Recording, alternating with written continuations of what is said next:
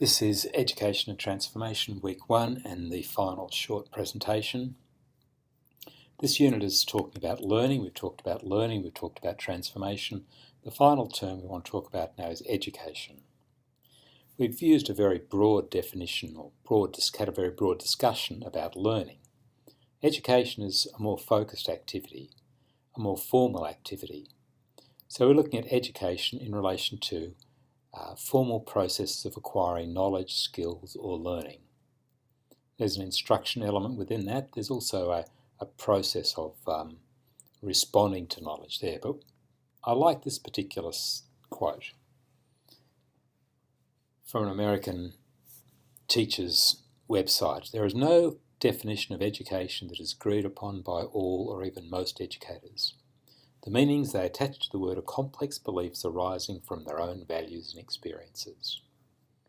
Now, central to this unit is the understanding that meanings of experience are complex beliefs arising from values and experience, and that the meanings you attach to your life and your forms of understanding and communication are complex beliefs arising from values and experiences. So we're interested in those values and experiences. We're interested in the ways in which they've formed you, and they've determined how you understand and talk about the world that you encounter, and how your encounter with different sorts of ideas and expressions and experiences lead you to change the way you think, recognising that all the students you will deal with as a teacher are themselves subject to these sorts of ongoing constructions.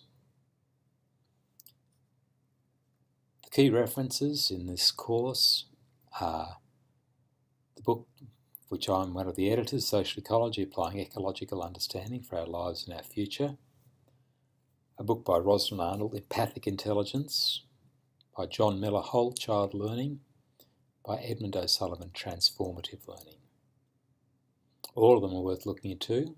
Some of them perhaps a little bit more difficult to engage with than the others, but all worthwhile accessing for this unit. Important information is on the Views site. Now you're probably involved with the Views site now. You should regularly check that learning guide. The unit outline gives you a condensed version of important information. There is a lot of reading that you can engage with and connect with through the reading and reference section of the Views site. There are a lot of web links that you can access.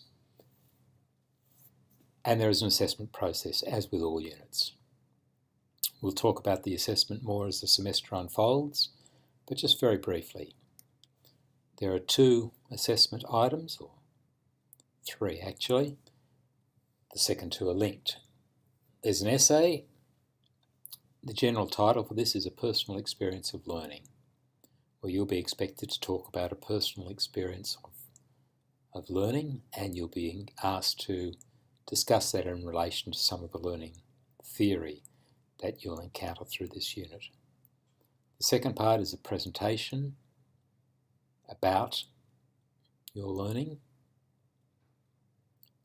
The third thing is an essay, which is a discussion of learning arising in this unit through reference to readings and experience. The associated activities that you'll be expected to attend and participate in tutorials and workshops.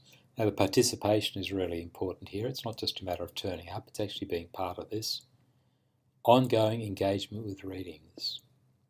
There is a lot of good material that we've selected, particularly for you, that we're looking to give you stimulating reading that will enrich this unit for you, and we'd like you to regularly and consistently work with that material. Okay, that's the end of this section for week 1.